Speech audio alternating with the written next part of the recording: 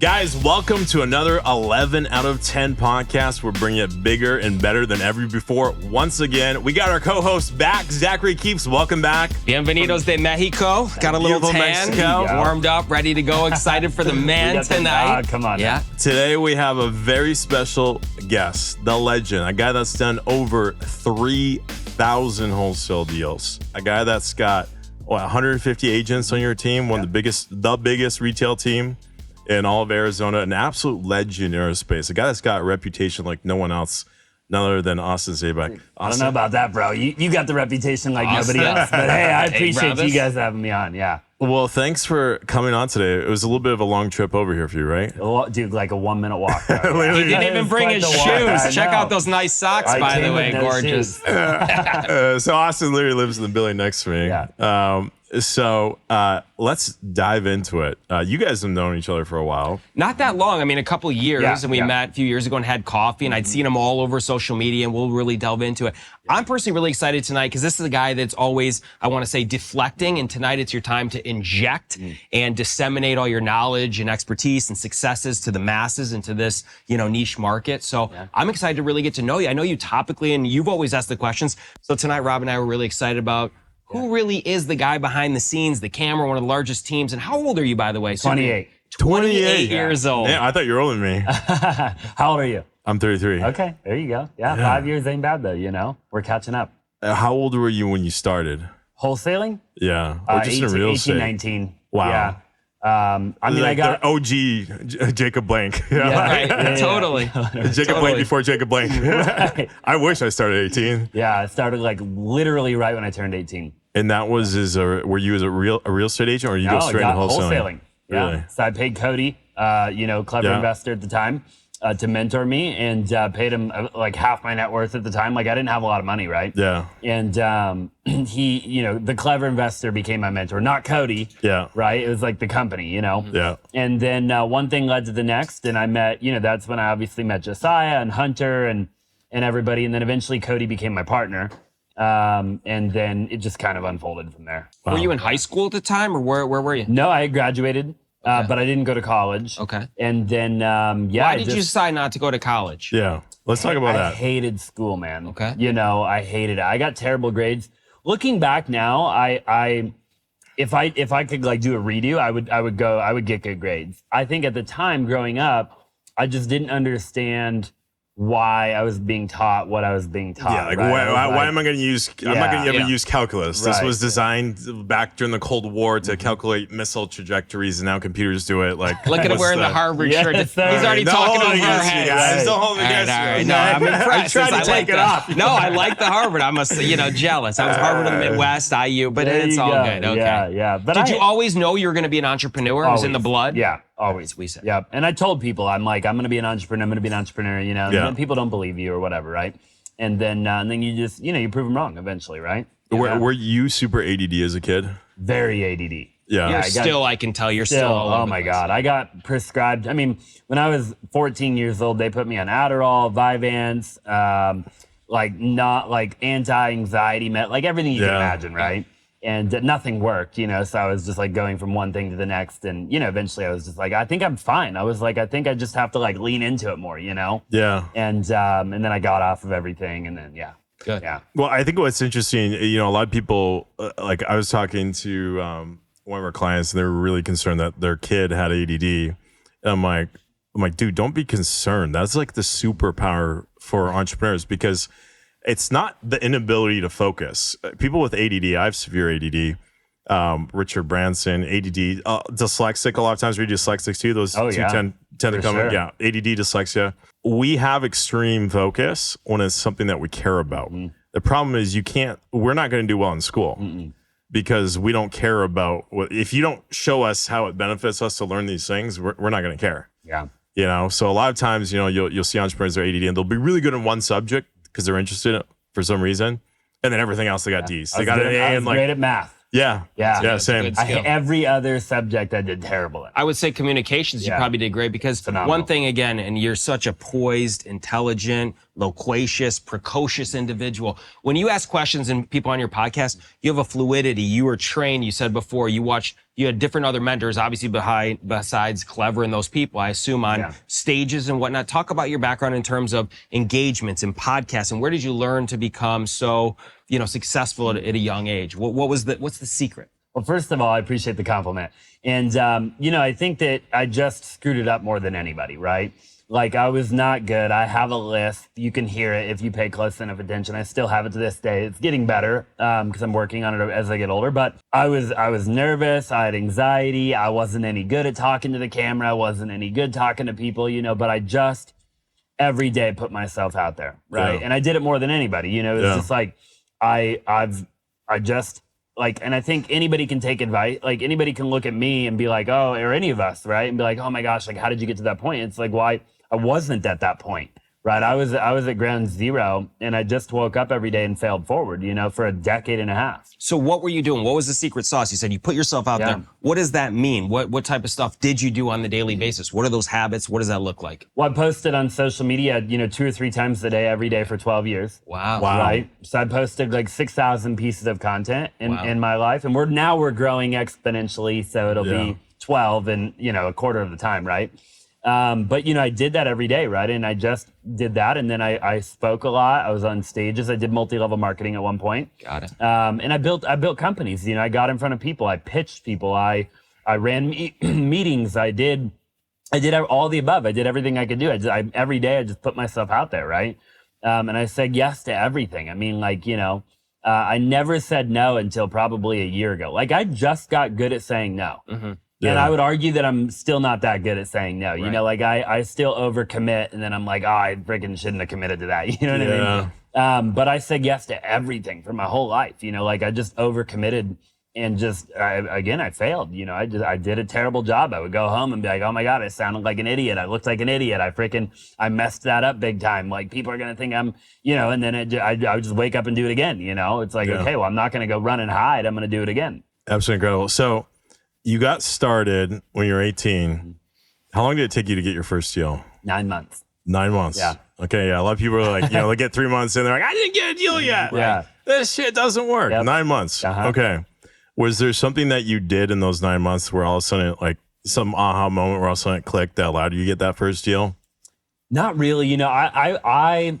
I was teeter-tottering in that kind of season of my life. I had just come out of like a bunch of multi-level marketing, and I did you do like Amway or like? I was in Vima, and then I was in. I remember Vima. That was right Vima? over here. Yeah. It's right up by the golf club or something. So, TPC at the headquarters. BK Barreco was the CEO and owner, and he still is. And Alex Morton and Brad Alcazan and a lot of big names. Yeah. And I did that, and I was just in a weird season of my life. I think that. I didn't know what I was doing either, right? Like, I think I kind of knew, but I was doing like direct mail and I was just doing a bunch of stuff, kind of like 20%. It was like 20% over here, 20% over there, trying to figure it out, right? Yeah. And then I did, but I remember that I did the first deal. And I remember the moment where I went to the title company to pick up the check. Yeah. Right? And they're like, how do you want the check? Do you want a wire or do you want it mailed to you? I was like, no. I'm coming to pick it up. Like, where are you at? Like, you're in Peoria? Like, I'm on my way, Yeah. And I remember driving there. I picked up that check. I looked at it. And that day changed my life, in the world of real estate, right? Like, I knew right then and there that if I could do it one time, I could do it 100,000 times. So at that point, it just re-engages the confidence. It solidifies the future for you. And you knew you're going to put, instead of 20% here, 20% there, et cetera, you're going to be hyper-focused on specifically real estate. Yep. Now, is real estate in your family or is that something that you ventured solo into? Not in my family at all. Okay. So I grew up in my grandparents' garage in Gilbert, Arizona. My garage is still there at my grandparents' house, and they're still around. They're still alive. My mom and dad were divorced, so my dad lived at the time in Havasu. My mom lived in Goodyear. I didn't really grow up with them at all, I mean, they were kind of in my life, like maybe 20%, like give or take. But yeah, my grandpa and grandma raised me, and they didn't have money, like my grandpa to this day is 85 years old and he's still working. Wow. And I called him this morning and he was about to go out and work, so they were very, very, very frugal and didn't have any money. And I grew up in their garage, like quite literally. Right. And, so yeah, I didn't have any like family mentor or like anybody to really look up to at all. Nobody in real estate, nobody really. I mean, my dad made a lot of money. But again, I wasn't close to my dad. Right. And my dad was kind of a far, far away kind of figure in my childhood. So yeah, I was completely 100% self-made. Wow. Love that. Okay. So 9 months to get your first deal. We've heard that a lot. Like we just had Nick Perry over here a couple of days ago filming an episode. I think he said it was like 11 months for his first deal, over 100 appointments he had to go on. But then he said after he got that first one, he just gave him all his confidence. And like the next one came like a few weeks later. Was it the same kind of thing where like once you got that first one, like the next one was pretty I think quick? The next one was like literally 3 weeks after the first. Wow. Yeah. Yeah. Like it was less than a month before I got that first one. And do you think it was just like the confidence of having done it once? 100%. Yeah. No question about it. Yeah. Dude, I'm telling you, like for anybody watching, there's something about holding that check in your hand. Like if you're young, if you're old, it doesn't matter, right? Like you do that deal and it just immediately will become real for you. Yeah. Right. Because it's easy to watch social media, even a podcast like this, and be like, oh, Zach's a good looking guy. Robert went to Harvard, right? You know what I mean? Like they can do it, right? Like, of course they can do it there because it's easy to justify why somebody else can do something because you're imposing all of your self-limiting beliefs and everything that you kind of have inside of you. And you're looking at that other person thinking like they have it way better than me or whatever. But the moment you do it for yourself, there is all of that goes out the window. Yeah. Right now it's a real thing. Now it's like, oh, wait a minute, I can do it. Right. Right. And then you can just go a million miles an hour from there. Hey, this is Investorlift. Yeah, we can definitely make you more money. This is the average assignment fee for a wholesaler, $14,000. When you add this on top, that is the average assignment fee for an investor's wholesaler, over $30,000. Click the link below and learn more. So 18 years old, you go into it. What about your friends? I mean, you grew up you're kind of sheltered, your grandparents' garage. Socialization, any other buddies? I mean, you were a solopreneur basically. Did anyone else kind of jump on the bandwagon with you? Like what transpired, at that early success, 18, and you've done quite well since. Talk to me about friendship, socialization, and where do you go from those couple deals to where you are today? Great question. Yeah. So, growing up, I actually got into like quite a bit of trouble. Not like big trouble, but like we smoked weed and like, whatever, played beer pong. Right. And, so I cut off all my friends. I remember when I went full all into real estate, I cold turkeyed my friends. I mean, I'm talking like one day we're playing beer pong in the garage and the next day I never returned a call. Wow. Like to this day. Wow. Like, so like from the moment I like there was a literal day and time, and I'm sure if I tried hard enough, I could find that day and that time. Right. But like, that was the last day I ever talked to anybody in my childhood ever. Wow. And even like fast like still forward, to this day. To this day. Really? That's so Swear interesting. to God, to this when day. you started Investorlift, I know you were a solopreneur as well. Did you have friends and whatever around? Did you cut people off? Or were you so hyper focused? Was in a studio apartment in LA, about half the size of this living room, where like there wasn't even enough space for a bed. The bed would literally fold down out of the closet. Yeah. It was a 1900s building. They weren't allowed air conditioning, so there's no air conditioning. It'd be 110 degrees, and I was just sitting there at my desk 16 hours a day. That's why they call it sweat equity. Sweat equity, literally. I'd have like 5 fans on me. Yeah. And like that's just kind of how it went for the first few years. Yeah, dude. I didn't talk to anyone. Mm-hmm. So commonality, I came out to Arizona, didn't know anybody. All my friends in the Midwest and everywhere else. No friends out here, hyper focused. All I did was wake up, work out, and do real estate. Yeah. So hyper focused. I think you have to do that in the early days. Yes. Because it's like Elon Musk says, like, if everyone else is working 40 hours a week, and you're working 100 hours a week, you can accomplish in 1 year what it takes other people 2.5 years. Yeah.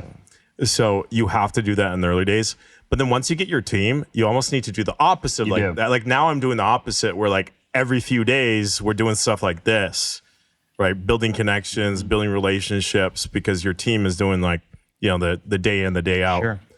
In the beginning, you're accounting, you're marketing, you're sales, you're everything. You have no choice. And I think, you're right. You do eventually have to go the other way around, because now I'm starting to see that, right? As I've gotten older and I've built more stuff, I'm like, oh, I have like a million acquaintances, but I don't really have any like friends. Like I don't go out, like I don't do anything. You know It's what I so mean? interesting. I want to point this out. You're a sociable person in terms of internet, whatever, but I've never seen you out partying. I see you out boating with your partner and Brendan and, your Just the two of us. fiance. But it's like, it's interesting. I have a lot of acquaintances too, and friends, but most of them are just very tight knit group of guys. Yeah. That's it. It's the way it is. It's kind of a lonely situation. Yeah, and you'll never see me out, It's just not my vibe, right? And I think, and there was a time where I did do that. So like, it wasn't for me from like 18 to 28, which is where I'm at now. It wasn't like linear, right? Yeah. There was a lot of like that going on. So there was a time in my life where I was like the guy that went out and did that whole thing. And I learned after about a year or two of doing that I hated it. And then I 180'd again and I went the other direction. And I Became was a like, hermit. never again. Yeah. Are you an extrovert or an introvert? Dude, I would argue that I'm an introvert. And if you would have asked me a year or two ago, I would have completely undeniably said that I was an extrovert, right? Like my whole life, I would have said I'm an extrovert, And within the last like year or two, I actually have made jokes about it to people that I'm close to. And I'm like, man, I think I'm an extroverted introvert. I think that I trained my mind and my body to be really good at being an extrovert. Yeah. Like I can turn that on, like it's like but like I'm like I don't think that I'm naturally an extrovert. Yeah, like I think the test is okay. Do you recharge more when you're spending time with people, or you charge more when you're by yourself? By myself. Yeah, all day long. Yeah. You put me in an elevator, and I don't naturally want to talk to people. Yeah, that's interesting. I can, and I'm phenomenal at it. You got your right? Uber on but quiet, it isn't please. my natural. Like me and my fiance will get into an elevator. She's an extrovert, right? She'll start conversation every time, where I won't. Like if it was just me in the elevator, I would just click my floor, put my head down, And I think part of that though, and I'm still trying to like figure it out. I think part of it is that our whole world revolves around people, right? And so all day, every day, nonstop, all the time, I'm with people, talking to people, interacting with people, coaching people, learning from people, listening to people. And then when it comes time to go home or whatever, I'm done. I'm freaking. You got to refill your cup of coffee. Basically, you've used all your caffeine. Now it's time to start brewing some new coffee for the next day. Exactly. Yep. So, 3,000 deals. Yeah. Did it start slow and gradually build up, or was it like, hey, you got a deal, then you got the next one, and then like what did year 2 look like for you? So I've had multiple teams. So I would say where I'm at today and where again, it goes back to like it not being linear, right? Yeah. So for me, and maybe for some people it is. Maybe for some people it's just like, whatever. But for me, it was very much like a roller coaster, right? Yeah. So I've had, remember like Cody used to be my partner, right? Yeah. We're not partners anymore, So like, I would say I've rebuilt my wholesaling company like 3 times. So I had a company, like it was just me at one point, right? And then I built that to scale. And by scale, I mean at the time I maybe got it to like 8 to 10 deals a month. Yeah. Right. You sold 3 just today on Investorlift. Yeah. That's amazing. That's awesome. Yeah. Wow. So, which is our average. We do typically about 3 a day. Yeah. Wow. Give or take. Wow. That's awesome. Yeah. And so, and then, and then I partnered with Cody. We probably got to a point where we were doing, I don't know, 15, 20, somewhere in that ballpark a month. And then we went a different direction. I rebuilt. And then I rebuilt one more time, which is the current kind of where I'm at now. And a part of that was my own doing. So and we can dive into this as much or as little as you guys would like. But there's been a few times in that 10-year journey where I've gotten shiny object syndrome, if you will. And I've gone over there and built this random company. You've seen probably a little bit of that, right? Where I'm like, I'm going to build an ATM company. I was like, I owned 400 ATMs, and then I built a marketing company. I built an exotic car rental company. And then I would always go back, like a year would go by and I would be laying in bed at one night and I'm like, why am I doing all this shit? What am I doing? What am I doing? I'm a real estate guy. Why do I own an ATM company? Were those companies successful? They were. All of them were successful. Do you still have those, or do you sell them? Sold all of them. You sold all of them. Everything, yeah. I had an aha moment in 2021, I believe, where I remember waking up one morning and I owned a bunch of random companies, and they all did pretty well. I would say none of them were 9-figure companies, obviously, right? But they all did pretty well, but none of them did really well, right? And I remember waking up, and I remember I had a partner of mine, and I remember walking, or I either called him or walked into his office, and I said, I'm done. I'm done with all of it. You can have it. You can buy you can buy me out of every company. I'm going all in on real estate. Yeah. And that was the day. And ever since that day, I haven't touched anything that wasn't able to be vertically integrated with the main core companies that I have today. I love that. Yep. I see entrepreneurs making this mistake all the time. It's like, we call this 11 out of 10 podcast because like my whole thesis in life is, in school they teach you 9 out of 10 is good enough. You get an A. Parents give you a pat on the back. In business, if you're going 9 out of 10 and someone else you're competing against is going 10 out of 10, you're out of business. Yeah. So guys learn that usually on the first company. It fails, they go bankrupt. Then they come back, maybe they do it again. They go 10 out of 10. And that's the first time where they become a millionaire. Maybe they make, $1 million a year or so, but still 10 out of 10 is not good enough. Yeah. If you want to really make really big money, it's that extra gear. Extra gear of going to 11, going above and beyond what anyone else in the world is doing. The only way to do that is extreme focus on one thing. Because if you're doing more than one thing, there's no way to get to 11. So you got to say no to 99%. So you can say yes to the 1% that you are uniquely talented, potentially becoming the best in the world at. I love that you've kind of, that's the whole thesis of this podcast. I didn't even know that about you. Yeah.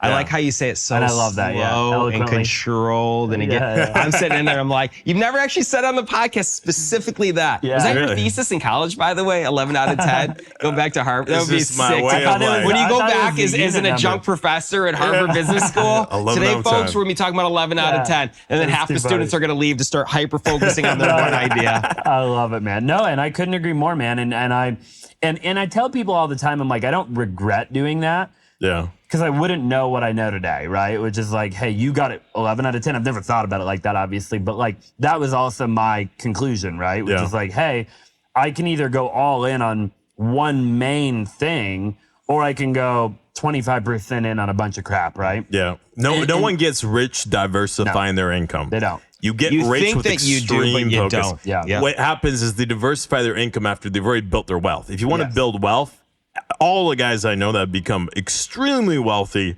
they all went all in, all the chips on one hand. Yep. Yeah, I couldn't agree more. Yep. And then once you got the money, then you can diversify. 100%. Yep. Okay, so you get this moment, you exit these other companies that were successful, which is super cool. You're hyper-focused. Was it all wholesaling? Now you have retail, you're licensed. Are you holding properties? Talk to us about what your passive income look like and what's the future looking like for you. What are you hoping to achieve, in the next 5 years? Yeah. Yeah, so like as of recently, now we run a really large wholesaling team. We wholesale on average 2 to 3 houses a day, every day. Amazing. And we have the big retail team. I think with the retail team, we'll probably eventually sell that. Yeah. We're building it to sell, right? Which you see very few retail teams ever sell, by the way. So there's Are you with EXP or we're with LPT now? We were with EXP. Okay. Yeah. And then we bought some rentals. I didn't buy as nearly as much as you. I wish I would have, man. I that's another huge regret that I've had, is not buying more rentals and keeping more. We flipped a ton back in the day. Yeah. And we wholesaled obviously even more than we flipped. And I had the means to buy more and I didn't. And I regret it. But great news. You said just 20 minutes ago, you're 28 years old, bro. I didn't start holding until I was like 24. Right. Yeah, it's not it's not a race and there's no comparison. But at the end of the day, sometimes you forget when you're in the forest, you don't see the trees. You've got 40, 50, 60 amazing years ahead of you. You can start cherry picking those deals and hold them. Why don't you do that? I'm going to start right now.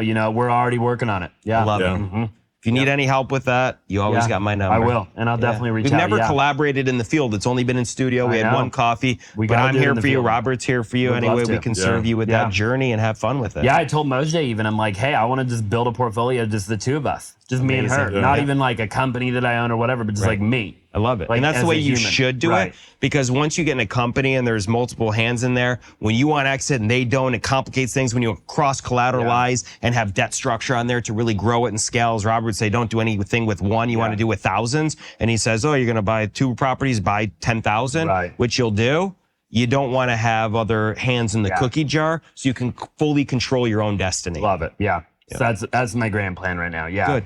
And then, just continue to scale. We're really trying to grow media right now, the media arm of everything, if you will, kind of like you are, right? Yeah. And again, the whole goal with media for me that I think a lot of people maybe don't realize is that I just do media to grow my companies. Yeah. So like, I don't do media to make money. Like I'm not like my media company that I own, Zaback Media, is not profitable, right? We take a loss every month, it is strictly to hire people for my wholesaling team, to hire agents to join my retail team, to send me their deals, to it's just to grow the companies that I have, right? So any piece of content that I put out is strictly for that purpose, even if it doesn't seem that way. So it's solely for branding, basically for yourself and reaching, a specific target market for retail business, for wholesale, for employees. Yeah. Because it's interesting, and I want to delve into this. You post, we talk about shiny object syndrome. I see your fancy watches. I've seen your fancy cars and the wake stuff and your fancy vacations. It's all luxurious and beautiful. When I talk to you as a person, I could tell you like that stuff, but I feel like you don't really love it. Yeah. Is that used for social media? Because that kind of contradicts how I know you as a person. Yeah. Talk to me about all these expensive shiny object stuffs and how you're leveraging that for, revenue based. And I go back and forth with it. It's a phenomenal question, Zach. As I've gotten a little bit older now, I actually do not like all the crap. I freaking hate it, bro. I'm at a point where, to be completely honest with you, I have a Toyota parked in the garage right now. I have a Plaid too. Moshe's driving the Plaid. I'm driving it. And it's just I'm at a point where I'm done with the crap, right? It does not make me happy. I've been pissed off driving a Lamborghini down the road multiple times, mad, why are you mad? You just not think mad, it's a poor but decision? I just mean not happy. Got it. Right? I've been in a bad mood. Okay. Driving a Urus or a Huracan down the road numerous times, and so I think all it does is it adds stress, right? The more, and I can't even, look, if you're a billionaire, it's one thing, because you can hire people to take care of the yacht while you're in the other part of the world and you didn't have to think about it. Mm-hmm. Yeah. It's your yacht's getting cleaned, they're freaking taking care of it, right? Yeah. And you have so much money, it doesn't even matter. But when you're in that middle ground, I feel all it does is the more crap that you own, the more stress that you have, right? There was a point not long ago where I woke up, I'm like, dude, I have a freaking boat at the lake on a lift, beautiful boat. I've got 4 cars. I've got a huge office. I've got this apartment. I have all this stuff. And I hated it. I'm like, why do I have all this crap? I freaking hate my life. I'm insurance. I need new tags on that. I need new insurance. Yeah. I drove my Plaid around for a year with expired tags. Just because I didn't have time to go to DMV. I freaking hated it, man. So I can see that about you for sure. You're just so busy. I'm like, if I get a ticket, I get a ticket. I just don't have time. Robert gets pulled officer. I'm the CEO of Investorlift. Just give me the ticket. Time is money. I'm doing deals. Write me up. I got a confession. When I lived in DC, I used to drive an HOV every single day. Because the first fine is only $150. There you go. So it's worth the fine. I'm like, it saves me 45 minutes a day by driving an HOV. I'm just going to drive an HOV until I get caught. For sure. And then the fine goes up. It's strike one's $150, and then it's $350, and it's $800, and then you lose your license. But you just turn on Waze. Yeah. And if there's cops ahead, you're going to know way ahead. The biggest takeaway of the podcast today. How to say drive an HOV if you have time. You're not telling anybody else to do that. Full disclosure, I'm not telling everyone else to do this, and this may be a fictional story. Right. That's too funny, man. Okay, so I like this. So we talk about these shiny objects. Again, at this point, you're ready to kind of purge that and just live more of a simple lifestyle effectively? I am, I think... And I think 3 or 4 years ago, the cool stuff was good marketing. That's how I justified it. At one point, I justified it literally to myself. I justified it to myself of I need a Lamborghini because it'll be good marketing. I need, you know what I mean? And is it true? Like you said, you quantified your media company, you technically lose money, but then you really can quantify and say, but you've hired amazing, human capital people for your business, and you probably procured real estate deals to offset that tremendously. Otherwise, you wouldn't do it. But at the end of the day, if you could do it again and buy these fancy things and do all the media stuff, would you do it again? No. Interesting. Really? The toys or the media company? I think I would do the media, but I would just do it different from the very beginning. What would you do different? Well, I think, and it's hard to say too, right? Because times have changed. So if the literal question is, would I, if I went back to 2012, would I do it the same way? You probably have to, because in 2012, the content that went viral, like this didn't go viral in 2012. No, the Lambo went viral. The Lambo went viral, right? Cody built his entire company on like On the Lambo. checks and Yeah. Lambos. In front of Chase Bank, you know, Yes. with the white Lambo, which is the white Lambo that I bought from Cody. Oh, really? That was my first Lamborghini. Yeah, So I bought my interesting. mentor's Lamborghini. I didn't even right? know that you guys Yeah. were partners. That's so cool. And so Cody's the one that I learned that from, right? So to your point, you know, like Cody's the one that taught me, like, hey, here's what you got to do to be a good marketer, right? So like I bought Cody's Lambo, you know, and then I bought another one and whatever, right? But the answer is no, assuming I were to start in this day and age, right? Because you can just go viral with just Great authentic value. content. Right. Yeah. Authentic content now point. goes viral, right? Authenticity will go that extra mile. And so yeah, the answer is no, I wouldn't do it again. Yeah. I would do media, but I would just do it differently. I want to dive in a little bit. You know, we get a lot of wholesalers from Investorlift that are watching this. Not everyone's doing 3,000 deals. What does your current operation look like? Let's dive into like marketing first. Like, how do you guys generate all these leads right now? So we have different departments. So Yeah. we have an agent department where we just acquire deals through real estate agents. Yeah. We have a department where all we do is co-wholesale. So we just get deals from other wholesalers. We have a department where we do direct to seller. Yeah. And then we have our dispositions department. So we have 4 different departments in total. Okay. And each department only does that thing. So if you're on our direct to seller department, you just talk to sellers. That's Yeah. all you do, right? If you're on our real estate agent department, you just work with realtors all day, every day. You build your Rolodex of realtors, and those realtors are sending you deals all the time, right? Yeah. On and off market Mm-hmm. from the agent stuff. If you're co-wholesale department, you just acquire deals from other wholesalers all day, every day. Yeah. And if you're on their dispositions department, all you do is sell deals from the other 3 departments. Love it. You keep that whole like 11 out of 10 focus. You're driving that into your team, That's it. which I always tell people to do. I'm like, hey, look, if you're going to start messing around with a bunch of different things, like if you're going to start buying rentals, like make that an department, you know, like have a specialist that's all they do is build the rental portfolio. Don't have your acquisition team, you know, doing that. Yeah. So I think that's really smart. And are you getting these leads from like Google Ads, from direct mail? Like what does that look like? Well, so that you would be referring strictly to our direct seller department. Yeah, Because on the remember, direct seller, our co-wholesale department, you know They're how we coming get organically, we just all build that. relationships. I love that. Yeah. Agents, we just, you just go on, you can just pull an agent list, or you Yeah. can go on brokerage websites or whatever, right? Bunch of ways to find an agent. So direct to seller, Meta, direct mail, pay-per-click, pay-per-lead, PPL. And that's really about it right now. What's your favorite? We used to do a lot of cold calling. We don't do much anymore. Yeah. I used to have like 27 full-time cold callers. Yeah. We don't. Did you stop that just because digital was outperforming it? Yeah, digital is outperforming it. Cold callers are tough. I temporarily owned a. Do you guys know like Justin Nelson at all with Fear Rocket Leads? Not sure. Okay, so I owned a company with him called Rocket Leads. Anyways, we had a team in the Philippines. We had like hundreds of cold callers, literally. Like 300 or 400 at the time. Wow. It's very difficult business to manage. I know like Victor Heredia and other people are going into that world now. Cody Barton and them. Managing that is like extremely difficult, right? Yeah. Because you're managing humans all the way across the world and trying to figure out like, and they're never gonna have a great conversation, right? No. Like They just- call me every day. Hello, sir. Yeah. There's always it's always 3 seconds to connect, Yeah. and then it's like you already know it's a cold call. Yeah. Hello, sir. Are you million- interested in selling your house? I said, what part of the Philippines are you from? How do you know, sir? Anytime they say, sir, Philippines. Yeah, Hello, yeah. sir. Do you have another property you're looking at selling? Right. I don't have anything I'm They just looking at keep reading selling. from a script, yeah. Yeah. yeah. So I shut that particular thing down. But yeah, we mostly all the other things that we talked about. Is how we get them. So that's interesting. Let's dive into that a Yeah. little bit. So you build this company up to 300 VAs, Yeah. and then you shut it down. What made you make that decision? Well, it's 2 things. One, I hated my life. And the other one, what we just got done talking about, right? The fact that I was doing too many things. Yeah. It didn't Did benefit. you sell it, or you just I just shut it down. shut it down? Wow. Just pulled all the cash from the account. And now Split you're it. much more into digital.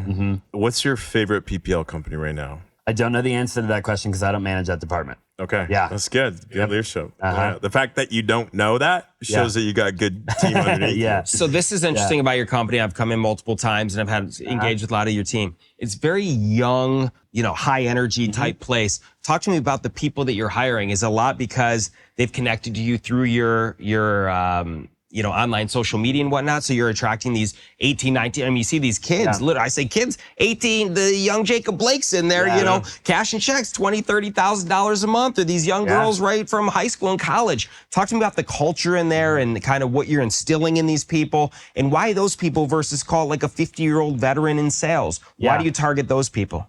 Can't teach an old dog new tricks, And I think the other thing is that young people just grind more, dude. Look, we have older demographic people in all of my other companies and at the executive level, right? So I'm not like, hey, I only hire young people or I only hire old people, or we hire everybody, right? By the way, it's a great culture. I wasn't knocking it. I was just curious. And we have a great culture, and I appreciate you saying that, right? We have a phenomenal culture, and I'm not self-proclaiming that. Like, people walk in for podcasts all the time and like walk through the bullpen and they're like, holy crap, like you have a great culture, everybody says that, right? So, I think it's just like, dude, it starts at the top, right? Like if you're, me, myself, and my other partners and our executive staff, we all pour into our culture every day. I believe culture is the number one most important thing you could possibly build, especially post-COVID. And, I think that if you don't have culture, you don't have anything, and whatever you're building won't be sustainable. And if people hate their life, I read a statistic the other day. It was like 65% of people in America hate their job. Yeah, I believe it's a terrifying statistic to me, right? Terrifying. You're telling me that when I walk down the road, almost 7 out of 10 people hate their job. Right. You read the next statistic over, we spend 70% of our life working. Yeah. So you're telling me that 7 out of 10 people hate 70% of their life? Horrible, right? So I never wanted to be that leader. I never wanted to be that entrepreneur, right? I didn't want to create an environment for me to get rich and everybody else to hate their life. How can I get wealthy and everybody enjoy what they do for a living and they also have the chance to get wealthy, right? Like, because to your point, we do have people making 40, 50 grand a month. Quite a few of them actually, And these are people that like, dude, I can't think of anywhere else that they could go to make that kind of money. Especially at that age. So let's talk about that. You're an anomaly in the space, right? Obviously, job satisfaction is hopefully 9 out of 10 or 10, ideal 11 out of 10. Well, 10. How are you differentiating yourself to create that company culture that people are excited to wake up in the day and come into your company and have that synergy and passion and energy and excitement and happiness ultimately? What are things that you're instilling in that culture and how are you leading that from the forefront? Are you doing trips? Are you giving them leadership? Education? What are the things you're physically providing them to enhance their lives? Everything, dude. You could possibly imagine. We just put a cold brew machine in our office. Like we have kegerators with cold brew. That would be nice. We, dude, our training and our support and our leadership is unmatched. Every day we're doing a training. Every day we're teaching people. Like, dude, we give them everything, man. Like we'll teach them. We do classes on finance and how we teach our W-2 employees that aren't in any type of sales position how to buy rental properties, how to build wealth, how to like whatever it might be, right? I want our transaction coordinator to get rich, right? Like, so you're giving them equity as well. You're not just compensating them. A lot of your salespeople, so they have an equitable interest. Essentially, the more money you make, the more money they make as well. To a degree, yeah. And so, dude, I think it's just like, it's all the little bitty details that add up over a very long period of time. It's almost a very difficult question to answer because it's the accumulation of so long. And it's also the result of having a bad culture, right? How can you have a good culture without ever having a bad culture? Yeah. Like, I see so many people, man, they want to get it right on the first try. It's like everything that I'm doing right in my life today, I've done wrong at some point in my life.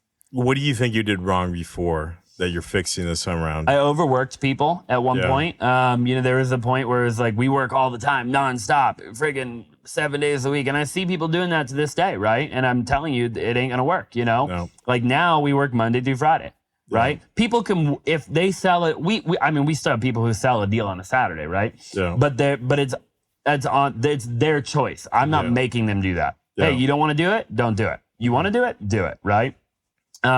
So, overworking people, I think being too hard on people, there's a bunch of little stuff that I think I've done wrong, just having an overall toxic environment. And by that, I mean if we have one bad apple, they're gone.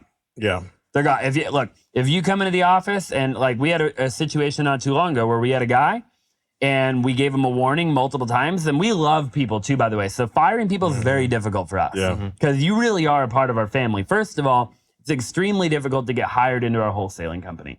Like we'll interview like 30 people nowadays to hire one, maybe, right? So very difficult to get in. And then, and once you're in, we will not just like let you go out of the blue. Like we'll give you multiple chances to get better and improve. And then but after like the second or third time, you're gone.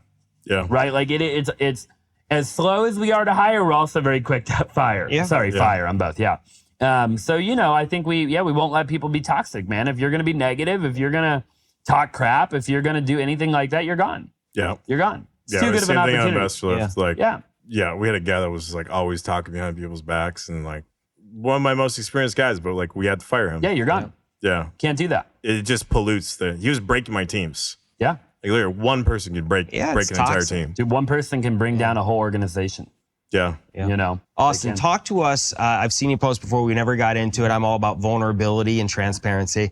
You're a religious man, are you not? Christian, yeah. How does that come into play with, your business deals, your ethics, your culture, your current, for your fiance? How has that played a role in business and your personal life? It's played a huge role. All my partners share same or very similar faith. We all believe in God. We all, if we can't resolve something, we'll pray about it, right? Like we'll never, I don't think I've ever been in like an argument with a partner of mine in the last 2 or 3 years, ever. Yeah. Like not a single time, right? Wow. Because, look, I mean, we all have the same values. We believe that we're here to serve a greater good and we're here to do a good job in the world and we're here to help people and we're here to, do good things. And, so like, we're not here to take advantage of people. Like there's things that we won't do, it's like, hey, we won't take advantage of a seller. Yeah. We will always have integrity.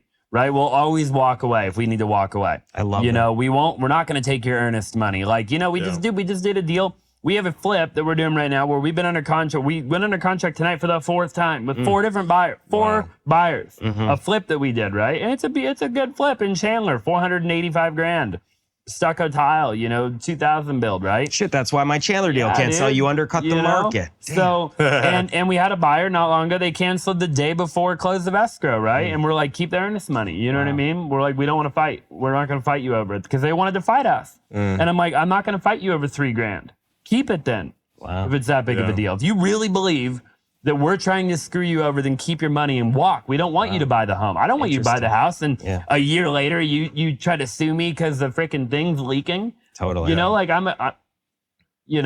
keep the money. Yeah, we do the same thing on Investor. If anyone's not happy, like I'm just like, dude, just take your money back. Yeah. Like, I don't need it. Exactly. I don't need it. It's a good leverage position to be in, but it's also karma. I love that. Big karma, So, to your faith question, I'm a big believer, man. And I think that it is night and day how we've gotten to where we've gotten. Like when I look and I talk about it sometimes, right? Like when I look back at my life, just some guy growing up in a garage that has a lisp, getting into drugs, blah, blah, blah, blah, blah, right? To where I'm at today, it's like, dude, you don't do that without some greater being, right? Like I get that everybody's going to believe in what they're going to believe in, but like, come on. Like, I mean, I didn't end up here by my own effort. My effort isn't what got me here. It played a role. Don't get me wrong. I worked my you-know-what off for a long time. But like there were doors that opened for me along the way that, come on. Yeah, I think having a common belief system with your co-founders, whether that be religious or just cultural, it really keeps things aligned. If you guys have different values, that's when you get partner conflict. There's so many business partnerships go south. So like to go 2 years without that's insane. A single disagreement or argument. That's incredible. Yeah. Now, so you have some co-founders on the wholesaling business? Yeah. Are you guys, how does that work? Are you guys like 50-50 partner? How many partners do you have and how does that look? So I have. How'd you find them? Like, that's a. Yeah. It's always and like, are these people you knew for years before? Or you just like. Yeah, they're all people I've known for a long time. Yeah. And they're all people that, I thought for years, like, one day, like we'll be partners. And then eventually the day comes, and the stars align and you do it and you structure it. Our structure is a little complicated. So like right now I own like 8 different companies. And so, you know, I have an S corporation. They all have S corporations. Those companies own a holding company. They own a percentage of a holding company. The holding company owns like a bunch of different companies. So like each company that we own is a little bit of a different structure than the other one, you know? So like wholesaling in particular, I have 3 partners in that company. I have one for a long time, and then I brought in 2 more. But it doesn't look like that on paper. Like on paper, it's just like a holding company that owns a couple of other companies. And then you have like, you know. You're doing that for tax, for asset protection, or all of the above. Taxes and the flow of money all flowing up to the holding company, paying out like all of our S corporations. You know, we pay ourselves a salary and then we take dividends. And Now, with you and your partners, how involved in the day-to-day are you guys at this point? I'm not involved really in wholesaling at all anymore. I'm in the meetings. I sit in every high-level meeting I'm in. The monthly meetings I'm in with my entire team. I'm in any sort of like big decision strategy. Do we want to, you know, invest 40 grand a month over here or over there, right? Like I'll be involved in that type of meeting. But in terms of the day-to-day, not at all. I'm not involved at all. I have one partner who's like completely involved every day. And then, here's the way that I could be wrong. I'm humble enough to know that if you ask me in 10 years, my answer will most likely be different. The way that I've figured out how to do multiple different things, the tier like 11 out of 10 thing, is that it all starts with having phenomenal business partners. None of what I'm about to say would work if I didn't share the same faith and have such incredible partners, to the point where I could go months without talking to them and not even question that there's anything like potentially wrong, right? What it allows us to do is completely divide and conquer.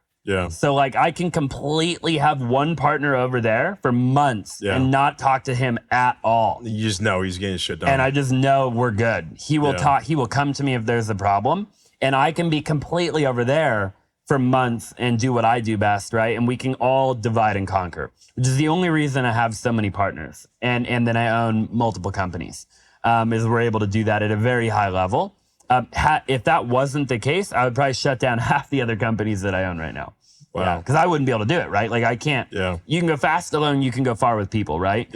And so I believe that like you can't chase if you chase 2 rabbits, you'll catch neither concept. It's like, well, yeah, you can hire somebody to catch the other rabbit, or you can partner with somebody and like you can each catch a rabbit, right? But that only works, again, if you have that foundation. You don't have the foundation, then you'll start keeping score. It'll be like, oh, how long did you work? How long did you work? What are you doing all day again? Like what, you know, like so again, Christianity is the foundation of that, because I'll never keep score and they'll never keep score of me ever. We'll never compare. You work harder, I work harder than you, or you work harder than me. That'll never happen in my. And do you guys have similar skill sets or different? Very different. Very different. Yeah. I think this is really key. Like, I see this a lot with the business partnerships that work out really well. They're usually like, you look like Steve Jobs and Wozniak. I'm like that with my co-founder, Dimitri. He's Wozniak, I'm Jobs. I do product, marketing, sales. I don't touch tech. He just does tech. He builds all the data science, hiring engineers, quality assurance.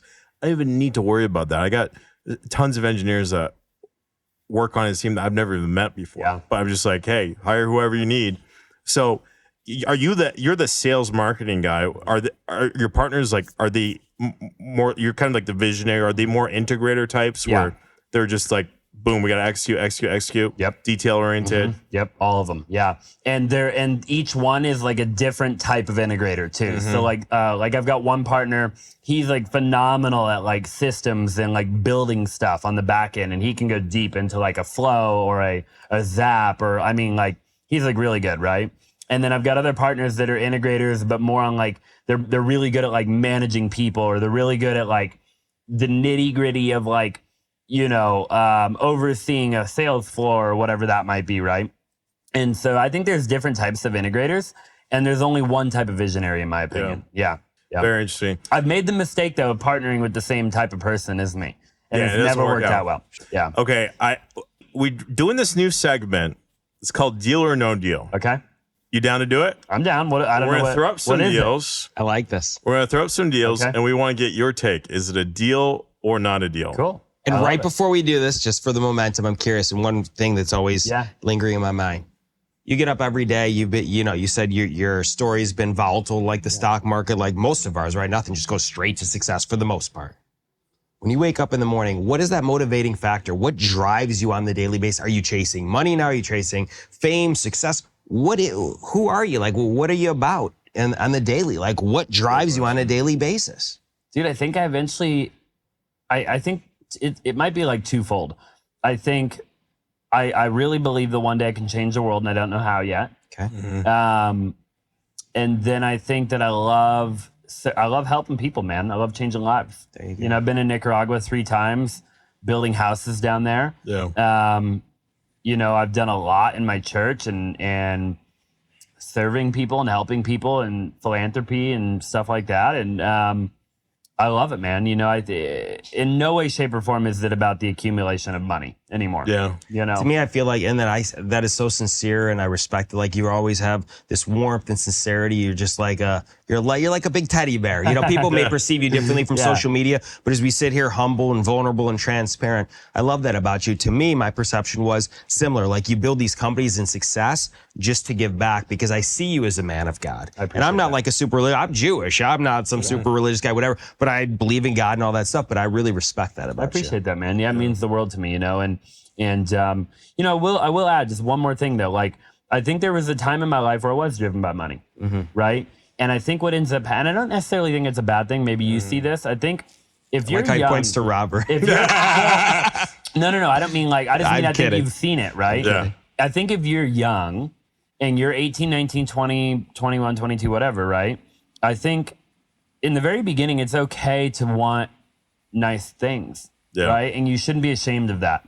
And I think for a lot of young men, they do just want to eventually drive a Lamborghini or whatever. And I'll say, go all in on that. Do it. Because here's what'll happen. You'll buy it, you'll do it, you'll travel it, you'll live in it, you'll do whatever it is that money can buy you. And you will, like I did, come to the conclusion that it doesn't make you happy. And one day you'll help somebody and you'll do something for somebody. And you'll have this aha moment of like, dang, that's what happiness is all about right there, right? But it won't be until you can compare the two in your own world, in your own mind, Love that. that you'll know the difference. And so I would just encourage anybody young who doesn't yet know where they kind of like fit into the world or like what their purpose or their why is, chase the money and don't be ashamed of it. Make the money. You're going to have that conclusion. I promise. And even if you're watching, you don't think you will, you will. You will. You'll have it. If you make enough money, you'll have it. Love that. Yeah. You got to get it out of your system. Yeah. Yep. We had our first big year. I took the entire team to Dubai. Yeah. Asked them each, like, hey, what's your favorite car that, you know, you had on your wall when you were a kid? Oh, Ferrari, a Lambo, McLaren. We rented all of them. I remember that. You guys did a tour. Luigi's so cool. Luigi was that he's out in Dubai with you, Lambos and all Rolls and all these things. I'm like, what the fuck? And I was going to buy one when I got back, Yeah. but I got back and I got on my Tesla and I'm like, you know what? I actually like this better. I Yeah. can't give up autopilot. Yeah, dude. There you Cannot go. give up autopilot. Sure. There you go. Yeah. So stick with love my it. Tesla for now. Uh-huh. We got to right. jump into deal or Sure. no deal. I know you got to head out pretty soon, No, Zach. but I want to hear. Let's see his Zach, reaction. any Do I get to comp it or how does that work? Yeah, let's post some deals, and then I got Yeah. a couple questions I still want to ask you before we wrap up. I know you got to head up pretty quick. It's okay. Let's pull up the screen. All right, Luigi. Let's bring up something in Arizona. Austin, you're just in Arizona, right? No, we're in 15 states. 15 states. Wow. Yeah. Okay, so you get a lot of use of Investorlift. Yeah. Oh yeah, big time. Incredible. Yep. Someone Good just to hear. hacked Luigi's phone. Now they got the code. That's incredible. Yeah, thank you. Yeah. What's it's your awesome. What's your most successful market that you're working in right now? Arizona, Texas, and Florida are the three big ones. We do really well in Indianapolis. We do really well in Atlanta. We do really well in Alabama. North Carolina is a big one. We do really well in. But yeah, What's your highest margin states? probably Arizona and Florida. Yeah. And what's your average rip per deal generally? Right now, Yeah. 15 grand. That's really good. Yeah. Are you? We don't do big. We're volume company. yeah, you So, got to ring the bell. Yeah, like I want to be clear. Like anybody watching, I know people that do way bigger clips than we do. Yeah. Yeah, but And they're they, only like, posting brag. the one deal they did Yeah. once a year. I I see made it all the time. $100K on this one. Yeah, I get it. We're not that, right? Like we're volume. Yeah, that's why I always try to train people. I'm like, you just got to ring the bell every day. Yeah, every day, dude. Consistency. Every day. Otherwise, your revenue is like a goddamn yo-yo up and down and up. Yeah, everybody's trying. I watch one guy. He's like, I'll only touch a deal if I make $100,000 or whatever. I'm like, you're an idiot. Yeah, So he touches a deal once every 3 years. I'm like, you're an idiot. You know. A lot of people call me on the retail side. They're like, are you making 50, 100 a deal? I'm like, man, I look to make 10%. Like, let's keep this for real. Anyone who says I'm not buying the deal unless they can make 100K. What are you talking about? I'm a pro and I don't make 100K every day. I wish I did. 10% is what I strive for. If I make more, it's a blessing. If I make my 10, I'm good. I love that. Yeah. The nice thing about you having the brokerage too is like, I mean, your monetization of leads is probably way higher, right? Yeah. Like what percentage of your leads are you monetizing? Oh my God. I mean, almost everyone. That's why we came up with a company called One Roof. Yeah, like Every solution under one roof. Yeah, most wholesaling companies are maybe monetizing 5-10%. Yeah. What percent Max. of those deals do you convert to retail listings versus wholesale? A lot of them. I don't know Makes the sense. percentage, but you're ultimately at 15K a clip. The reality is that 3% or whatever percent you're 15K taking. clips just on the wholesale side. Right, but the point is on the retail side, you're probably getting a similar yield. For sure, yeah. It's amazing. Oh, yeah. And they go both ways, by the way. Right. So if we're talking to somebody, we have the initial conversation of like, hey, we can pay cash or whatever. Yeah. And again, we're only talking DTS. DTS is actually less than 50% of our overall business. Wholesale. Down to sell? Right. Direct seller, right? Yeah. Is less than 50% of our overall wholesale company. I think it'll eventually probably climb more above 50, but right now we're under 50, which means that agents and wholesalers make up the other 60%, let's call it, right? Yeah. But deals go both ways. So if we are on the direct seller side and we're like, hey, we can pay cash, and then we get down the line with them and we realize like, oh, this would be, we should just list the house, you know, like what are we doing, right? Then that'll get kicked over to our retail side. The opposite's also true. If one of my 150 agents goes and talks to a homeowner to list their property or whatever, and we end up either getting that deal or a different deal, a friend of a friend, family member, whatever, that ends up wanting to go cash, then that'll get kicked to my wholesale team. So it'll flow both ways. Right. Yeah. That's beautiful. All right. We're flipping a house right now, Mesa. We bought it for $245,000. Okay. It was a deal. It came from an agent on my team. They called our wholesale company. They're like, hey, we don't know what to do with this. We're like, well, we do, you know, like give it over. Like we got it, you know, one of my guys got it. It was all happened without me even knowing. Right. And then my partner comes into my office. He's like, yeah, we just bought another flip, you know. I'm like, oh, okay, cool. I'm like, what do we buy it for? He's like, oh, $245. I'm like, great. He's like, I comped it out. I'm like, and we just went on the market today actually for $470. Wow. What'd you put in it? 90, That's 95.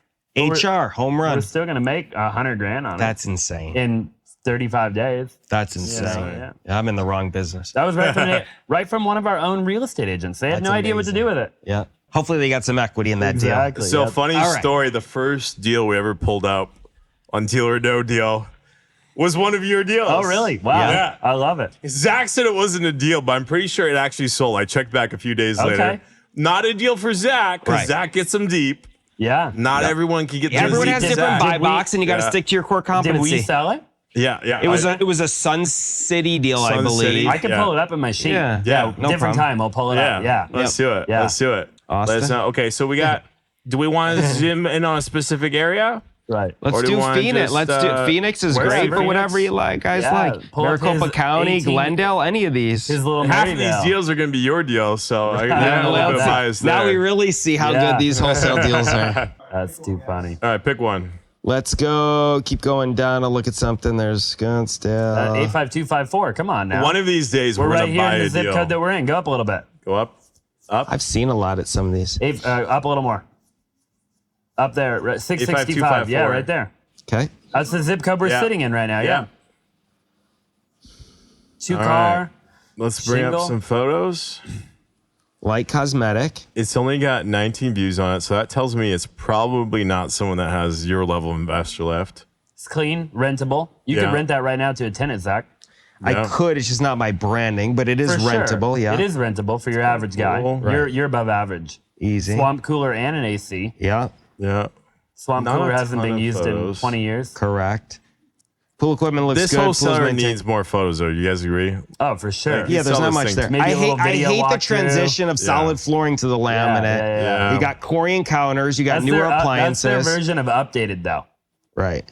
Yeah, it's it's a lazy. I do like the vaulted ceilings. I don't like the confined kitchen. So they're showing that house is an 850. Yeah. But in order to get that 850, you're walking in, it's super confined. Yeah. You're doing a full remodel. So just on the, a quick synopsis, I'm not even looking at my phone. You see me just looking at pictures.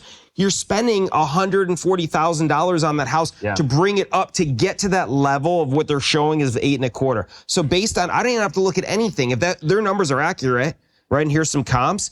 That's not close to being a deal right now because of what I know I'm going to spend to get it to that level. I'm not going to get the appropriate return. What's your gut? For sure. I think, I mean, I know that zip code really well. Yep. The only way that could possibly be a deal for somebody is that if that 950 comp's actually true. Yeah. Right. But I bet you that 950 comp is stacked too. Like, it's probably I bet you like it's stacked. done for sure. up. I think really you probably need that deal for 575 and it'll be a deal. Yeah.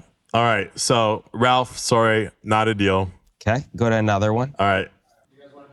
Yeah, give me a West Side deal. Give me a Maryville. Yeah, give something. him a Maryville, friggin' Special. Camelback and Yeah, give me that 280 right there, or the 202 or 268 or 197. Look how many any of those. deals we have, and that puts us. You know what's crazy? We drove across. We were driving one time. We were in Arizona. I'm like, let me pull up Investorlift, all deals sold, and see how many deals we drive by in like a 20-minute. I love it. Right, we That's probably cool. drove by about 10 houses that That's we're sold insane. on. How many deals Investorlift. do we have on Investorlift right now? Can we pull that up in a minute? Ooh, you guys got a lot. Do we? That would be cool. Yeah, we can pull it up. If we see one of your deals, all we Let's- got to do is click view all deals.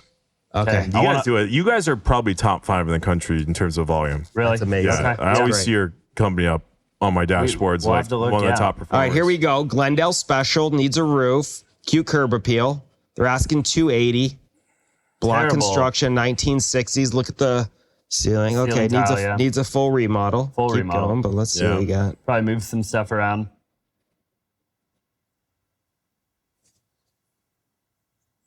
How many square feet is this? Let's see what 1,400? it is. I bet it's smaller. There's probably a 1,200. carport Layout looks conversion. weird. Look at Oh this yeah, thing. it's tiny. Oh, I hate the vacant the pool. pools for sure. Yeah. Electrical lines right there. Mm-hmm. The windows, not even FHA ready to go. They got the old diving board. Yeah. 1960 1,000 build, square 14 foot. photos. Well, it's Guys, 1,020, please, it's come on, little. put more photos on. You're not going to sell deals with That's 16 not a deal. photos. Not at that number. So that house, so 3 and 1.5. It's really important to bring that to a 3.2. Yep. Yeah. So if you're wholesaling that deal, I would tell that person to show how you can, create a full second bath. That's critical. Video walkthrough would Video solve that, walkthrough to right? show, hey, this is what I would do. Yeah. I think would be very helpful to that person. That deal is probably worth $350 retail. Yep. I buy a lot in that area. The pool's nice, but it's going to cost you money to get that thing up and going, and the cracking and the pool stuff. That's I a mean, you're $70,000 remodel, at least. Yeah, with the pool. So again, by the time you're putting the improvements, it looks like there's equity, but You're it's at ARV. false advertising Yeah. because by the time you put that money, somebody who's an end user that's a handyman could buy that buy it. deal and Sure. still come out slightly ahead if they're not factoring in their cost of their labor and say, oh, I made money, but they're not truly paying themselves. Agreed. I would buy that deal at 220, 230. Yeah. Yeah. And Zach buys deep. Another guy would buy it for 250. Yeah, someone that's just doing the work. Yeah. You know, like one of the houses I sold recently, it was tiny little 900 square foot property in Paso Robles, California. And the guy that bought it, he was a fireman. Yeah. He's like, yeah, I make 60 grand a year as a fireman, but I do 2 flips per year, and He I makes more than Yeah. what he does easily. yeah. makes And he 100 probably has a year. good resources and city connections for permits too, which Yeah. is key. Fair. All Okay, right, let's one pull more. another This one. A little bit of this One one. more, This one's and in then- rough shape. I like Go ahead, rough click shape. on Let's that bring one, the up. 202. It looks like a 85 firehouse. I 31. think I've seen this. 2,000 I think that's a square feet. firehouse. They got a big Two addition. pictures. 2 pictures. 2,087 square feet. It's a firehouse. You can tell right Yeah, away. Yeah. You're spending $150 on that all day long. That doesn't make sense. Somebody sent that. Let's go to another. There's no deal at that. Again, they're pricing way All right, too one high. last one. See if there's one that catches your eye. Yeah. Okay. See if Keep there's going somebody down and that- catch that one. you like. Go to the 290. I like that right out of the gate. Let's see what we got here.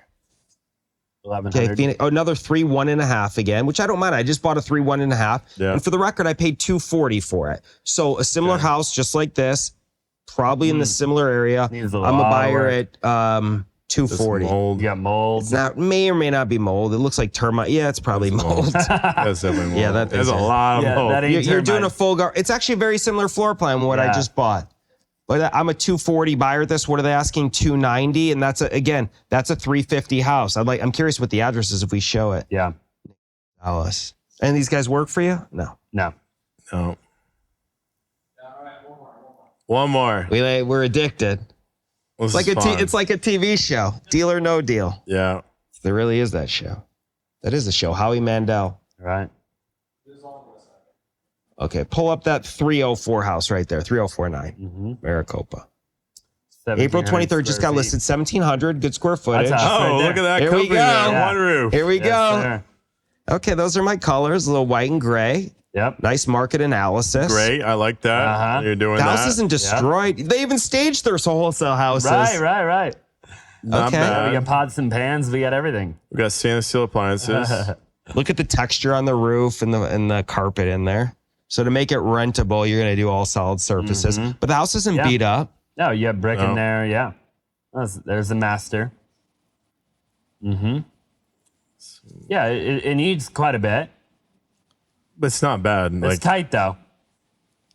Oh, another pool back there. You got dual pane windows. The roof and the Yeah. AC look good. So big ticket items, mostly are taken care of. Old EVAP, Yep. pool equipment, a little Hayward, and it was chopped off. You got 10,000 in the pool alone, but someone could restore that. A little guest house?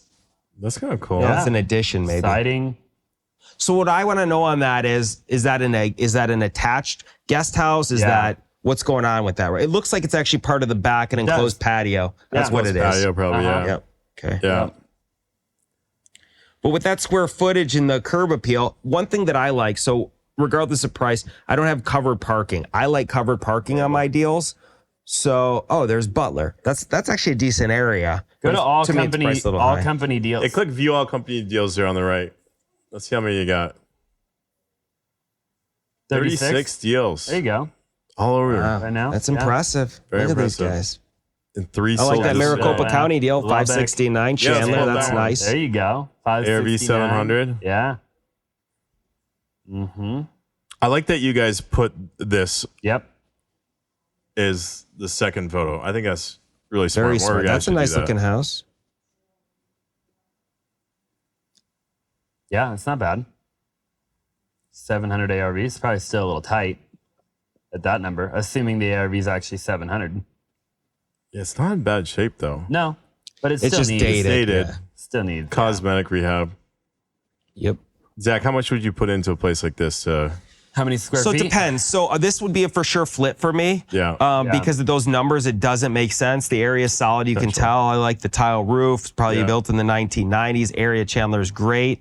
Look at the 2446 square Big feet. house. You're spending every bit of 80 to 100 grand on the all day remodel long. on that. 100 yeah. grand, for sure. Yeah, 100 grand. Yeah, for sure, 100 grand. Yep. Yep. So And deal or you no could deal? reverse engineer. So That's not a deal at That's that not a price. deal for me at those numbers. Assuming the ARV is 700. Right. Yeah. I'd have to comp it. But potentially there might be some other comps out there, maybe There different could be. scope of work Yeah. that.